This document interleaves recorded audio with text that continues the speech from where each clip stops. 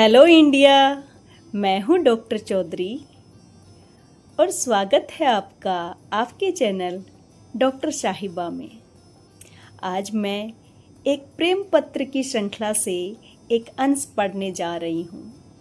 ये भाव मुझे एक उपन्यास से मिला जहाँ दो लोग दूर रहकर भी एक दूसरे के भीतर गहराई से बसे रहते हैं। यह लंबी दूरी का प्रेम है जिसमें दूरी है, प्रतीक्षा है और एक बहुत शांत, बहुत गहरा अपनापन है। पत्र में लिखा है, पीहू, तुम मेरे भीतर इस तरह बस गई हो जैसे सुबह की पहली धूप चुपचाप किसी खिड़की से कमरे में उतर आती है और बिना कुछ कहे सब कुछ बदल देती है।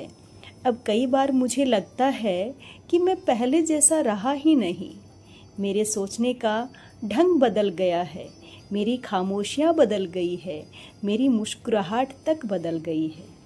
जैसे मेरे भीतर जो भी था वह धीरे धीरे तुम्हारी ओर बह चला हो। तुम्हारी याद कभी किसी ठंडी हवा के झोंके की तरह आती है तो कभी बरसात की पहली बूंद बनकर मन को भिगो जाती है। कभी लगता है जैसे किसी पहाड़ी रास्ते पर अकेला चल रहा हूँ और अचानक दूर कहीं तुम्हारी आवाज़ सुनाई दे गई हो। उस एक एहसास से पूरा दिन रोशन हो जाता है। जब तुम पास होती हो तो सब कुछ सहज लगता है। पेड़ों की हरियाली और गहरी लगती है, आसमान थोड़ा और नीला दिखाई देता है और शामें कुछ ज़्यादा खूबसूरत हो जाती है। लेकिन जब तुम दूर होती हो तो वही दिन थोड़ा लंबा लगने लगता है, वही रात थोड़ी ज़्यादा खामोश, जैसे दुनिया अपनी जगह है पर मेरा मन कहीं तुम्हारे पास ठहर गया है। तुमसे मिलने की उम्मीद ही अब मेरे दिनों को अर्थ देती है।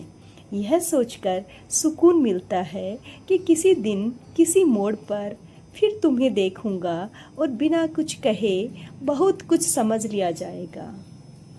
शायद प्रेम यही होता है जब किसी को पाने से ज़्यादा उसे महसूस करना ज़रूरी हो जाए। आज अचानक अल्लामा इकबाल का शेर याद आ गया, तेरे इश्क की इंतहा चाहता हूँ, मेरी सादगी देख क्या चाहता हूँ। कुछ प्रेम ऐसे होते हैं जो साथ रहकर नहीं बल्कि दूर रहकर अपनी गहराई बताते हैं। यह पत्र उसी एहसास का एक शांत अंश है जहाँ शब्द कम होते हैं लेकिन महसूस बहुत होता है। धन्यवाद।